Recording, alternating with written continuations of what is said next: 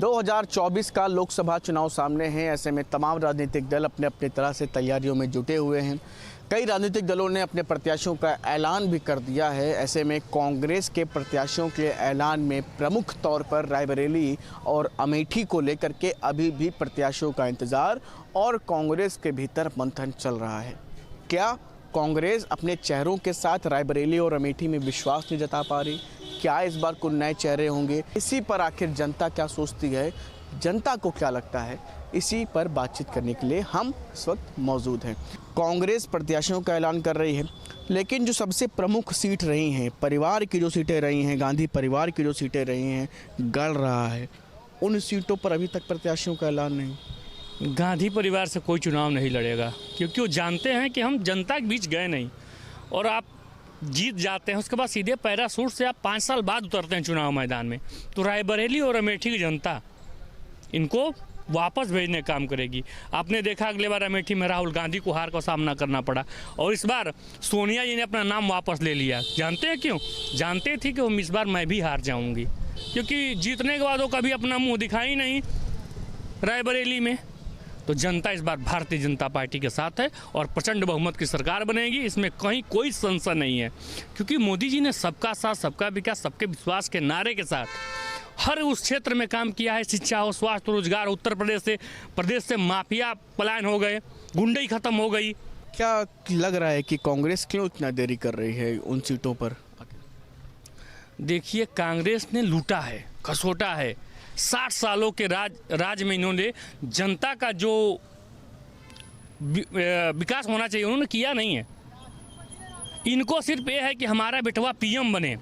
इनको सपना ये है, जितने भी विपक्षी दल हैं सबको एक ही चिंता रहती है कि हमारे बेटा पीएम बने, हमारा बेटा मुख्यमंत्री बने। कभी कोई गरीब के बारे में नहीं सोचा। भारतीय जनता पार्टी 2014 जब से सरकार में आई, गरीबों के लिए इज्जत घर, मकान, उज्ज्वला योजना के तहत फ्री सिलेंडर। ये बताइए कि कांग्रेस ने रायबरेली और अमेठी पे अभी भी प्रत्याशी नहीं उतारे, क्या लग रहा है, क्या कहना चाहेंगे? हमारे ख्याल से इसके लिए कांग्रेस से पूछना चाहिए। जनता के तौर पे आपको क्या लगता है, क्यों नहीं? जब समय आएगा हो जाएगा। क्या भारतीय जनता पार्टी ने पूरे उत्तर प्रदेश में सारी सीटों पर बंटवारा कर दिया? क्या घोषित कर दिया? 24 सीटें बाकी हैं। 24 सीटें बाकी हैं, बहुत जल्दी कर देंगे उसको। कर लें, फिर कांग्रेस कर लेगी। कांग्रेस अभी 9 की है, अपनी 9 सीटें अभी तक दे पाई है, जिसमें क्यों लग रहा है कि क्यों नहीं प्रत्याशी का? अरे इनके पास प्रत्याशी हैं कहाँ यार? इंडिया अलायंस इनका पूरा बिल्कुल। राहुल गांधी अमेठी से लड़ते हैं, रायबरेली से सोनिया गांधी लड़ती आई इस बार, उन्होंने हालांकि राज्यसभा जाएंगी। क्या लग रहा है, प्रियंका गांधी की भी चर्चा है? नहीं, गांधी परिवार से हम आपको बताएं ना, कोई नहीं चुनाव लड़ेगा। वो जानते हैं ना कि हम हार जाएंगे। यही डर है, यही डर होनी चाहिए। देखिए, 80 सीटें हैं। भारतीय जनता पार्टी को 80 पर लड़ाना था और 80 को उन्हें घोषित करना था। अब उन्होंने 24 रोक रखी हैं और कांग्रेस की बात तो टोटल 17 हैं। तो अनुपात में आप देख लें तो आधा उन्होंने दे दिया। ठीक है, ऐसे में भारतीय जनता पार्टी स्वतंत्र रूप से, इनके पास तो और भी लोग जुड़े हुए हैं तो उससे आज बात करनी है, तो स्वतंत्र रूप से जो लोग हैं भारतीय जनता पार्टी अपना करे। समय आने पर जिस दिन इलेक्शन होगा और गिनती होगी उस दिन तक कांग्रेस के सारे प्रत्याशी रहेंगे। आप परेशान बिल्कुल ना हो। कौन कहाँ से लड़ रहा है इस पर दिमाग नहीं लगाना है। दिमाग इस पर लगाना है कि वर्तमान सरकार को सत्ता से कैसे उखाड़ के फेंकना है, जो नौजवानों के विरुद्ध काम कर रही है, जिनका स्कॉलरशिप नहीं दे रही है। लड़का जवाब देंगे आप? ये कह रहे हैं कि जो है समय पे बताएंगे। अगर राहुल जी 2000 वैनाल को सीट पे न गए होते जहाँ पर 75% मुसलमान है तो शायद लोकसभा का मुंह नहीं देख पाते। और मुसलमानों को इस तरीके से निकाल के फेंक रहे हैं जैसे दूध की मक्खी। ये कांग्रेस ने पहले तय कर लिया कि अमेठी और रायबरेली हमको दोनों 24 में हारना है। इसीलिए समाजवादी पार्टी से गठबंधन हुआ है कि एक दफन हो रहा तो कल तुम हो संग चले आओ, हमारे संग दफन हो जाओ। दूसरी बात हम आपको बताते हैं, ये अगर कोई समाजवादी खड़ी है उत्तर प्रदेश में 20% मुसलमानों की बदौलत से और कांग्रेस खड़ी है हिंदुस्तान में तो 20% मुसलमानों के नाम पे। और हम आपको बता दें, ये जो है ये कहता है तुम चोर हो तो कहा नहीं तुम हो चोर हो। तो इससे ये आंकड़ा लाया जाएगा, अगर कांग्रेस अपना को इतनी बड़ी भाग्यशाली समझती तो अकेले क्यों नहीं चुनाव ली। और ये ठगबंधन तो आप 14, 17, 19, 22 क्यों नहीं ये लोग अपने प्रत्याशियों का ऐलान कर रहे हैं रायबरेली में? इनकी नियत में ही, सोच में खोटे है। तो जब नियत ही नहीं साफ है तो पुण्य बरकत आगे आगे नहीं चलेगी। आप नोट कर लीजिए। और दूसरी बात, हर हर मोदी, घर घर मोदी, सबके दिल में तो मोदी, सबका साथ, सबका विकास, सबका विश्वास। भाजपा क्यों नहीं मुस्लिम चेहरे से उतार देती है? जब 3 तलाक का मुद्दा लेकर के आती है, मुसलमानों का हित सोचती है, तो 80 सीटों में से 80 सीटें उत्तर प्रदेश से दे देनी चाहिए थी। भारतीय जनता पार्टी मुसलमानों को दे दे। ये स्वयं अपने आप मुसलमान है, मुसलमान को खुद नहीं वोट करना चाहते हैं बीजेपी को। अब अंग्रेजी ज़्यादा बोलते हैं, फिर आजम खान की बात करेंगे। ये क्या लग रहा है आपको कि कांग्रेस अपनी कुछ सीटों पर, खास तौर से रायबरेली अमेठी पर सबकी नज़र रहती जब कांग्रेस अपने प्रत्याशियों का ऐलान करती, क्योंकि हमेशा से कांग्रेस का गढ़ रही, क्या वजह है कि कांग्रेस अपने प्रत्याशियों का ऐलान नहीं कर पा रही? कि रायबरेली और अमेठी इंटरनेशनल लोकसभा है, वही एक पूरे देश के अंदर लोकसभा है जिसको दुनिया का चप्पा चप्पा जानता है। उसका दुनिया के मापदंड पर पूरे दुनिया के देशों में वो एक एक व्यक्ति जानता है कि वो सोनिया गांधी की सीट है, वो इंदिरा गांधी की सीट है, वो राजीव गांधी की सीट है। हम समझते हैं कि नेहरू परिवार की आभा आज भी प्रभावशाली है कि हम अपने नाम का घोषणा, चूँकि मैं मालिक हूँ तो कभी भी कर सकता हूँ, लेकिन हमारे आभा से, हमारी ताकत से, हमारे भय से इन लोगों को कांग्रेस ने 2 सीट नहीं घोषित करके ये भाजपा की हवा ताकत का निकाल दिया है। भाजपा अब जिन की तरह घूम रही है कि आखिर अब यहाँ प्रत्याशी कौन होने वाला है। वो तो कह रहे हैं कि 400 पार का लक्ष्य है देश भर। ऐसा बिल्कुल उन्होंने सही कहा। 400 पार पूर्वांचल की भाषा है। आज 400 पार बने 400 के पार, जो 400 के पार है वही भारतीय जनता पार्टी का स्ट्रेंथ है। जब इतना ही आप 400 पार का मामला है तो आप परेशान इतना क्यों हैं? आप सबके ऊपर ईडी का सहारा क्यों ले रहे हैं? आप सीबीआई का सहारा क्यों ले रहे हैं?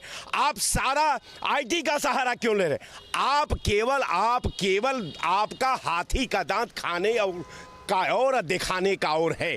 हम समझते हैं कि भारतीय जनता पार्टी के सारी शक्तियां, सारे इनके पॉलिटिकल काम कर रहे हैं, वो सब बौखलाहट में है कि अब यहाँ क्या होने वाला है। क्या लग रहा है आपको कि सफाई का डर है क्या कांग्रेस को? क्यों नहीं अपने प्रत्याशियों का जो प्रमुख सीटें हैं उन पर ऐलान करती? पहली बात तो आपके चैनल के माध्यम से पूरे देश को होली की बहुत बहुत बधाई, शुभकामनाएं। और दूसरा बात मैं ये कहना चाहता हूँ, ये लड़ाई अब कांग्रेस और भाजपा की नहीं है। अब ये लड़ाई 37% बनाम 63% भी है। जो 63% वोट हमारा बट के पड़ता था, वो कहीं ना कहीं हमारे गठबंधन की हार का कारण भी पड़ता था। अब इस बार गठबंधन मजबूती से 63% के साथ लड़ेगा। अब आने वाले दिनों में कांग्रेस अपने प्रत्याशियों का कब ऐलान करती है, इसका इंतजार तो सभी कर रहे हैं। लेकिन होली के इस माहौल में होली के जो तमाम गीत हैं, सभी को होली की मुबारकबाद भी। देखना यही होगा कि 2024 के लोकसभा चुनाव में क्या कुछ समीकरण रहते हैं, कांग्रेस अपने प्रत्याशियों का कब ऐलान करती है, क्या वजह है, किन वजहों से अभी तक नहीं कर पा रही है। इस तमाम सवालों के जवाब भी आने वाले दिनों में मिल जाएंगे। वीडियो जर्नलिस्ट सैफुल हसन के साथ शुभम पांडे, न्यूज स्टेट, लखनऊ। कभी उत्तर प्रदेश कांग्रेस का गढ़ रहा है और गांधी परिवार के लोग यहां से लगातार चुनाव लड़ते रहे हैं और जीतते आए हैं। खासकर अमेठी और रायबरेली से पिछले कुछ सालों से लगातार कांग्रेस के बड़े नेता गांधी परिवार के लोग चुनाव लड़ते आए हैं, जीतते रहे हैं। लेकिन पिछले कुछ सालों में हालात बदले हैं। बड़ी मुश्किल से सोनिया गांधी जीती थी, राहुल गांधी हार गए थे। ऐसे में इस बार अभी तक इन सीटों पर प्रत्याशियों की घोषणा नहीं हुई है। क्या कांग्रेस को डर लग रहा है कि यहाँ से गांधी परिवार के सदस्य को किसी को लाया गया, क्या वो हार सकते हैं? कानपुर के कुछ लोग हमारे साथ में, उनसे बात कर लेते हैं, उनसे जानने का प्रयास करते हैं कि आखिरकार गांधी परिवार के गिरते ग्राफ का कारण क्या है और क्या लोग डर रहे हैं, क्या कांग्रेसी डरे हुए हैं। क्योंकि उत्तर प्रदेश में जब नेगोशिएशन की बात आई तो भी सपा ने उन्हें यहाँ पर केवल 17 सीटें दी हैं। ये बताइए, क्या लगता है आपको, क्या वजह है कांग्रेस के जो दिग्गज हैं वो अमेठी रायबरेली चुनाव लड़ने से डर रहे हैं? अभी तक प्रत्याशी घोषित नहीं किए जा सके वहाँ पर। पहले तो मैं आपके चैनल के माध्यम से सभी को होली पर्व की हार्दिक शुभकामनाएं बोलना चाहूँगा। और रही बात कांग्रेस की, तो कांग्रेस अपना ज़मीनी अस्तित्व खो चुकी है उत्तर प्रदेश में। अगर ना खो चुकी होती तो आप ये मानिए 80 सीटों में 17 सीटें मिली हैं। एक नेशनल पार्टी हैं आप तो, और जिसकी इतने सालों तक सरकार रही है, उसके बावजूद आप 17 सीटों पर अगर मान रहे हैं तो इसका मतलब आपका कुछ बचा नहीं है। जो जिसने दे दिया सिर्फ उसी पे काम किया, और उसी का ये उदाहरण है कि ये लोग यहाँ पे लड़ना भी नहीं चाहते हैं और डर रहे हैं, क्योंकि इनको लग रहा है कि कहीं ये लड़ेंगे और हार गए, जैसे पिछली बार राहुल गांधी जी हार गए तो बहुत बदनामी हुई, तो उन्होंने पहले ही वायनाड चली गई। सोनिया जी ने धीरे से किनारा काट लिया, राज्यसभा चली गई। प्रियंका जी लड़ने से मना कर रही हैं क्योंकि उनको कहीं हद तक ये जान चुकी हैं कि देश की जनता ने उनको नकार दिया है। अमेठी रायबरेली की जनता है वो लगातार मांग कर रही है कि प्रियंका गांधी को यहाँ से लाया जाए। मांग कर रही है, लेकिन वो आ कहाँ रही हैं? वो जान रही है कि हम हार जाएंगे, क्योंकि अब इस बार सब पूरा मोदी जी का ही सब चल रहा है। पूरी जनता मोदी जी को ही चुनना चाहती है क्योंकि उनकी जो नीतियां हैं वो अच्छी लग रही हैं जनता को और जनता उनको पसंद कर रही है। कुछ और लोगों से जानते हैं, ये बताइए आपको क्यों लगता है कि कानपुर का इतना कांग्रेस का इतना पतन हो गया कि वो अब 2 सीटों पर जो परंपरागत सीटें थी उन पे भी गांधी परिवार के लोगों को लाने से डर रहे हैं? देखिए ऐसा है कि गांधी परिवार ने जो है, मेरा मानना है ये कि गांधी परिवार हमेशा से जो है रायबरेली और सुल्तानपुर और अमेठी लड़ता रहा और विजयी भी होता रहा। लेकिन एक लंबा समय गुजर जाने के बाद मैं अगर संजय गांधी से उठाकर चलूं और आज तक चलूं तो मुझे लगता है कि गांधी परिवार ने केवल आश्वासन दिए हैं अपने क्षेत्रों को, और आज भी अमेठी हो, रायबरेली हो या सुल्तानपुर हो, इन तीनों जगहों पर आज भी उन्होंने कोई ऐसे प्रोग्राम नहीं दिए या जनता की आज जो आर्थिक हालात हैं वहाँ के निवासियों के वो भी सुधरे नहीं। रायबरेली में उन्होंने जरूर एक रेल कारखाना दे दिया, लेकिन उससे रेल कारखाने से चूँकि सरकारी था उससे आम जनमानस को, एक बहुत बड़ी पॉपुलेशन को किसी प्रकार का कोई लाभ मिला नहीं। तो और इनकी जो नीतियाँ बनती रहीं वो हमेशा से जो है अपने इर्द गिर्द स्वाभाविक मतलब की नीतियाँ बनती रहीं। एनडी तिवारी के बाद से आज तक क्यों नहीं बनी?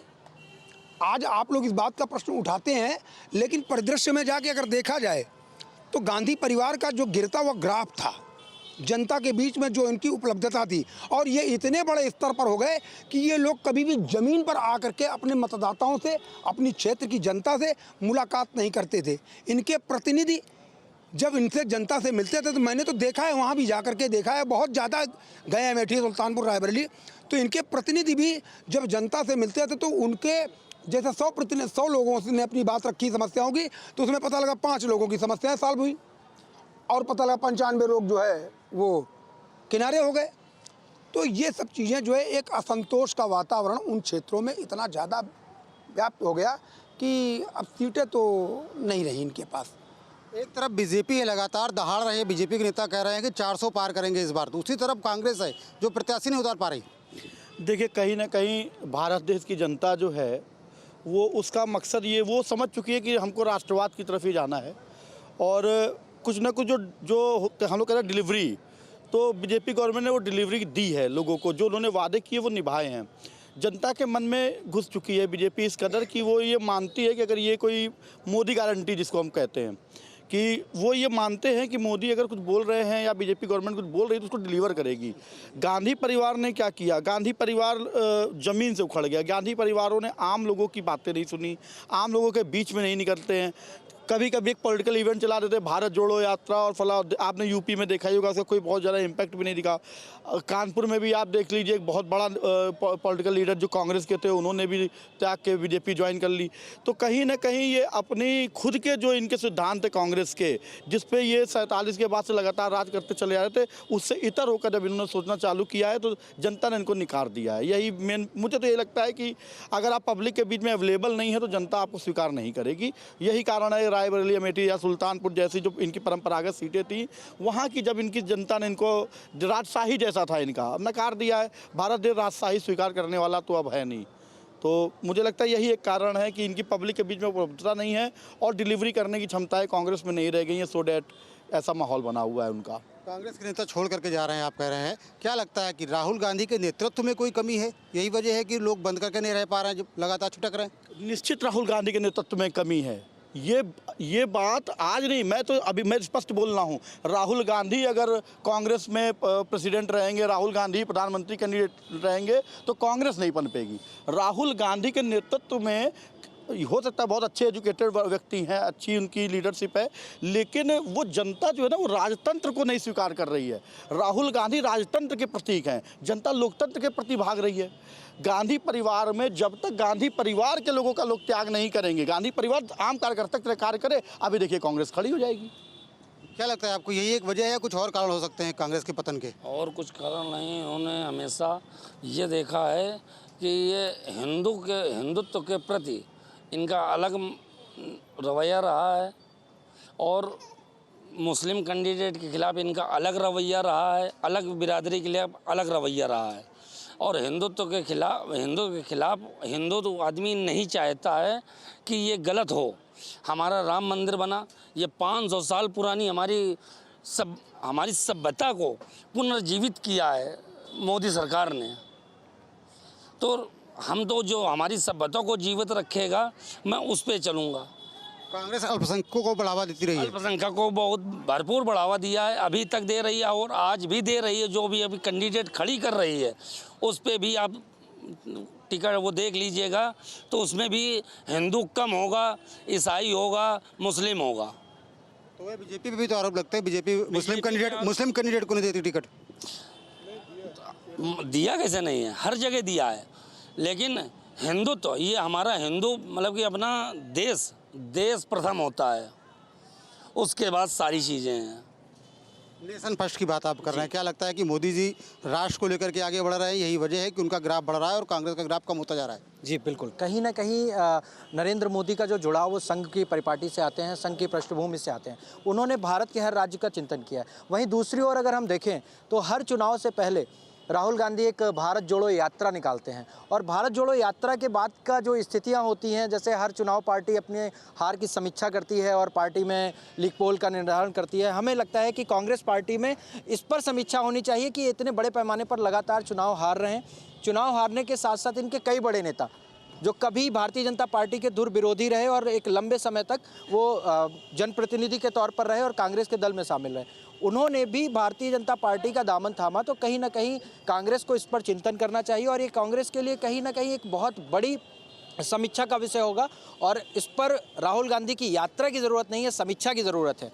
और जैसा कि पहले एक नारा चलता था कि Indira is India, India is Indira, तो अब शायद वो नारा नहीं चलेगा और राहुल को इस पर विचार करते हुए किसी आम कांग्रेसी को इस पर समर्थन करना चाहिए और इस पे बड़े पैमाने पे समीक्षा की ज़रूरत है, ना कि यात्राओं की ज़रूरत है। राहुल गांधी विरासत को संभाल नहीं पा रहे, कांग्रेस की जो विरासत उनको मिली है वो संभाल नहीं पा रहे हैं। बिल्कुल, क्योंकि आज के इस दौर में जो सियासत है वो विरासत पर नहीं आती है, वो आती है जन भावनाओं पर, जन उम्मीदों पर, जन साकार पर। तो जन सरोकार जो जितने हैं वो शायद नरेंद्र मोदी के तौर पर जनता देख रही है और यही कारण है कि उत्तर से लेकर दक्षिण तक और पूर्व से लेकर पश्चिम तक सभी जगहों पर भारतीय जनता पार्टी एक बड़े विकल्प के रूप में आई है और जहाँ पर कांग्रेस अपने लंबे समय तक रही है वहाँ पर भी भारतीय जनता पार्टी एक बड़े बहुमत के तौर पर, या जहाँ पर सक्षम नहीं भी हो पाई है तो उनका जनाधार बढ़ा है, उनका वोट ऑफ परसेंटेज बढ़ा है। भैया जो भाजपा है वो निरंतर आगे को चल रही है, मतलब कहने का मतलब है कि ये भाजपा जो आगे को चल रही है और जो मोदी जी की योजनाएं हैं उनको कोई रोक नहीं पाएगा, चाहे कोई कुछ भी कर ले। ये मोदी की गारंटी, ये मोदी की गारंटी है। ये मोदी जी की जो योजनाएं चल रही हैं वो उनको कभी कोई नहीं रोक पाएगा। बीजेपी का प्रभाव बढ़ रहा है, कांग्रेस का कम हो रहा है? भैया बीजेपी का प्रभाव बढ़ रहा है भैया, बीजेपी 400 प्लस आ रही है, खुला है भैया। वो तो आप उत्तर प्रदेश में क्या, मध्य प्रदेश में क्या, राजस्थान में क्या, कर्नाटक में क्या, कहीं भी देख सकते हैं बीजेपी फुल बहुमत से आ रही है। गांधी परिवार को त्याग करना होगा, एक बार फिर से मोड़ छोड़ना होगा कि गांधी परिवार का सदस्य ही प्रधानमंत्री पद का उम्मीदवार होगा, पार्टी का प्रमुख होगा। लोगों का कहना ये है कि जब तक वो इस बात पे तैयार नहीं होते हैं कि वो त्याग करेंगे, तब तक कांग्रेस का कुछ भी हो नहीं सकता। वीडियो जर्नलिस्ट के साथ श्याम तिवारी, न्यूज़ स्टेट कानपुर।